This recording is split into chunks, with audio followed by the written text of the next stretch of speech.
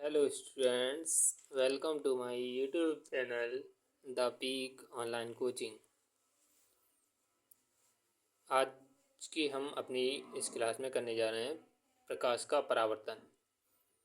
परावर्तन क्या होता है? परावर्तन का मतलब वापस लौटना, किसी चीज़ से टकराकर वापस लौटने को परावर्तन कहते हैं। अब हम पढ़ेंगे प्रकाश का परावर्तन क्या होता है। प्रकाश का परावर्तन, तो हेडिंग लगाएंगे बच्चों प्रकाश का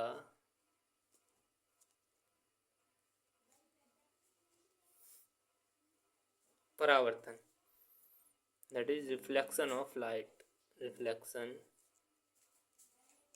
of light। प्रकाश का परावर्तन क्या होता है, तो देखते हैं प्रकाश का परावर्तन क्या होता है। प्रकाश का परावर्तन, प्रकाश का परावर्तन होता है जो प्रकाश के यानी कि जब प्रकाश किसी चिकनी यानी स्मूथ सरफेस से टकराता है तो उससे टकराकर वह प्रकाश का कुछ भाग वापस उसी माध्यम में लौट आता है। यह घटना क्या कहलाती है? प्रकाश का परावर्तन। देखेंगे इसे डायग्राम फिगर के माध्यम से समझेंगे। प्रकाश के किसी चिकनी यानी कि स्मूथ, चिकनी या पॉलिशदार, प्रकाश के किसी चिकनी या पॉलिशदार सतह से टकराकर वापस लौटने की घटना प्रकाश का परावर्तन कहलाती है। प्रकाश का परावर्तन कहलाती है। जैसे ये कांच की कोई सरफेस ली हमने, इस पर एक तरफ इसके पॉलिश कर दी जाए, एक साइड पे इसके पॉलिश कर देते हैं। ये पॉलिशदार सतह है, पॉलिशदार सतह। ये पॉलिश किसकी होती है? लाल ऑक्साइड की पॉलिश होती है या पारे की कलई होती है। और ये जो ये वाली हमारी सरफेस है इसे कहते हैं परावर्तक पृष्ठ या परावर्तन तल। परावर्तक पृष्ठ चिकना पृष्ठ होता है। जब कोई प्रकाश इस पृष्ठ पर तिरछा आपतित होता है तो वो बिंदु P पर, इस बिंदु पर टकराकर वापस उसी माध्यम में लौट जाता है। यह घटना प्रकाश का परावर्तन कहलाती है। ये जो आने वाली किरण होती है इसे आपतित किरण कहते हैं, आपतित किरण।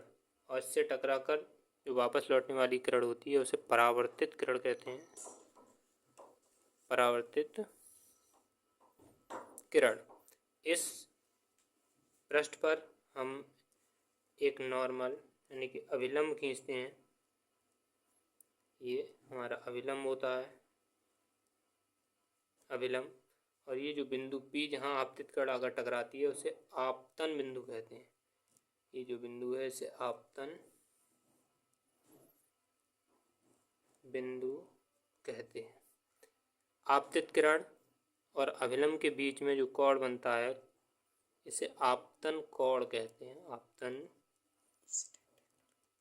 कोण, इंसिडेंट एंगल। आई से रिप्रेजेंट करते हैं इसे, कोण आई, कोण आई मतलब आपतन कोण। अभिलंब और परावर्तित किरण के बीच का जो कोण होता है उसे परावर्तन कोण कहते हैं, परावर्तन कोण, रिफ्लेक्टेड एंगल। इसे कोण R से प्रदर्शित करते हैं। तो प्रकाश के किसी चिकनी या पॉलीदार सतह से टकराकर वापस लौटने की घटना क्या कहलाती है? प्रकाश का परावर्तन। परावर्तन के नियम क्या होते हैं? परावर्तन के नियम क्या होते हैं परावर्तन के नियम? दो नियम होते हैं प्रकाश के परावर्तन के। प्रथम नियम, नियम नंबर 1, पहला नियम क्या होता है? जो आपतित किरण होती है हमारी और परावर्तित किरण तथा आपतन बिंदु पर अभिलंब, ये तीनों एक ही तल में होते हैं। आपतित किरण कौमा परावर्तित किरण तथा आपतन बिंदु पर अभिलंब, आपतन बिंदु पर अभिलंब तीनों एक ही तल में होते हैं। तीनों एक ही तल में होते हैं। जैसे यहाँ इस चित्र में आपतित कण, परावर्तित कण और अभिलंब को एक कागज के तल पर दर्शाया गया है। नियम नंबर 2, दूसरा नियम क्या है परावर्तन का?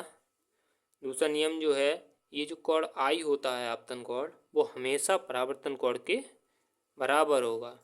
एक रेगुलर रिफ्लेक्शन जो होता है, नियमित परावर्तन, उसमें आपतन कोण हमेशा परावर्तन कोण के बराबर होता है। यानी कि आपतन कोण हमेशा परावर्तन कोण के बराबर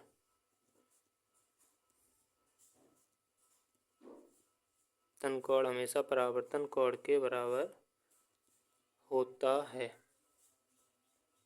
यानी कि कोण आई हम मैथमेटिकली कह सकते हैं इज इक्वल्स टू कोण आर। आपतन कोण जो होगा हमेशा परावर्तन कोण के बराबर होगा। परावर्तन, प्रकाश के परावर्तन के बाद हम देखते हैं अगला टॉपिक, किरण आरेख। किरण आरेख क्या होते हैं? किरण आरेख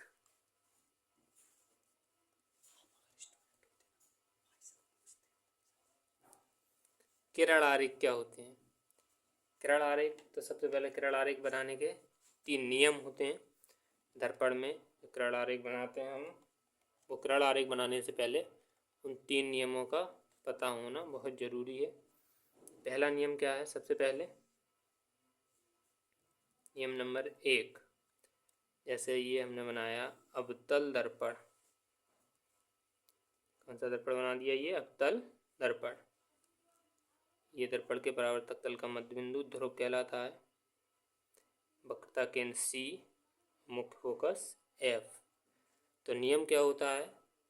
पहला नियम होता है मुख्य फोकस से, दर्पण के मुख्य फोकस से होकर जाने वाली प्रकाश की किरण परावर्तन के पश्चात मुख्य अक्ष के समांतर हो जाती है। ये हमें किरण आरेख पता होना चाहिए, थ्योरी इनकी लिखने को नहीं आती है। नियम हमें पता होना चाहिए कि अगर कोई अवतल दर्पण है हमारे पास, तो अवतल दर्पण में मुख्य फोकस से होकर जाने वाली प्रकाश की किरण परावर्तन के पश्चात मुख्य अक्ष के समांतर हो जाती है। पहला नियम। दूसरा नियम क्या होता है? दूसरा नियम होता है अगर कोई अवतल दर्पण है हमारे पास, अवतल दर्पण, दर्पण का ध्रुव, परावर्तक तल का मध्य बिंदु, ये दर्पण का वक्रता केंद्र, मुख्य फोकस।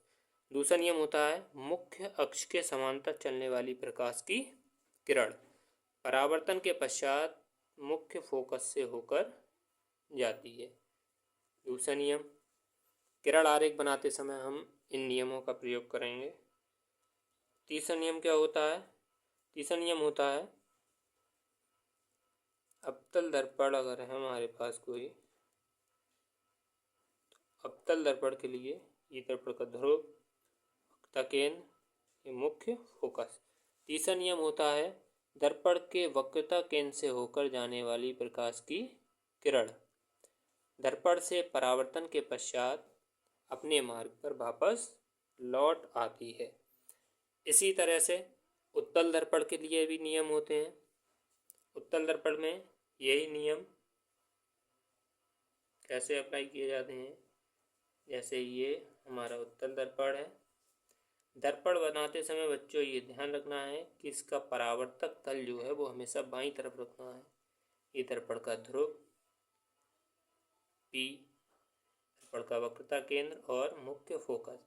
तो जिस तरह से हमने इसमें नियम लगाया था मुख्य फोकस से होकर जाने वाली, उसी तरह हम उत्तल दर्पण में नियम लगाते हैं कि मुख्य फोकस की ओर जाती हुई प्रतीत होने वाली, ऐसा लगे कि ये प्रकाश की जो किरण है वो मुख्य फोकस की ओर जा रही है।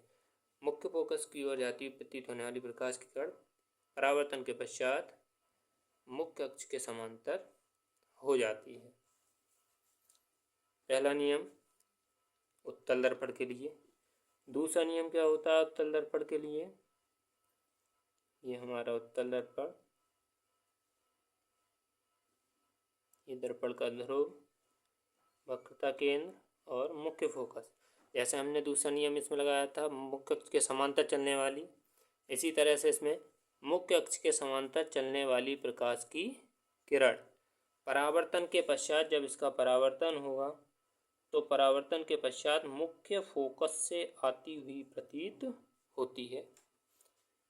इसी तरह से तीसरा नियम उत्तल दर्पण के लिए क्या होता है, साथ साथ आपको डायग्राम भी बनाना है बच्चों। तीसरा नियम क्या है? ये उत्तल दर्पण हमारा दर्पण का ध्रुव P, ये वक्रता केंद्र C और मुख्य फोकस F। जैसे इसमें तीसरा नियम था अवतल दर्पण में वक्रता केंद्र से होकर जाने वाली प्रकाश की किरण परावर्तन के पश्चात अपने मार्ग पर लौट आती है। इसी तरह से इसमें होता है कि वक्रता केंद्र की ओर जाती हुई प्रतीत होने वाली प्रकाश की किरण, क्योंकि उत्तल दर्पण जो होता है हमेशा आभासी प्रतिबिंब बनाता है, तो इसमें केवल आभास होगा। वक्रता केंद्र की ओर जाती हुई प्रतीत होने वाली प्रकाश की किरण परावर्तन के पश्चात अपने मार्ग पर वापस लौट जाती है। तो ये हमारे अवतल दर्पण के लिए किरण आरेख बनाने के नियम थे अवतल दर्पण के लिए, और ये उत्तल दर्पण के लिए। अब जो हमारी 6 कंडीशन होती हैं प्रतिबिंब की अवतल दर्पण में, उनके बारे में हम कल की क्लास में विस्तार से पढ़ेंगे। इसी तरह के कंटेंट के लिए हमारे चैनल पर जुड़े रहिए द पीक ऑनलाइन कोचिंग पर। धन्यवाद।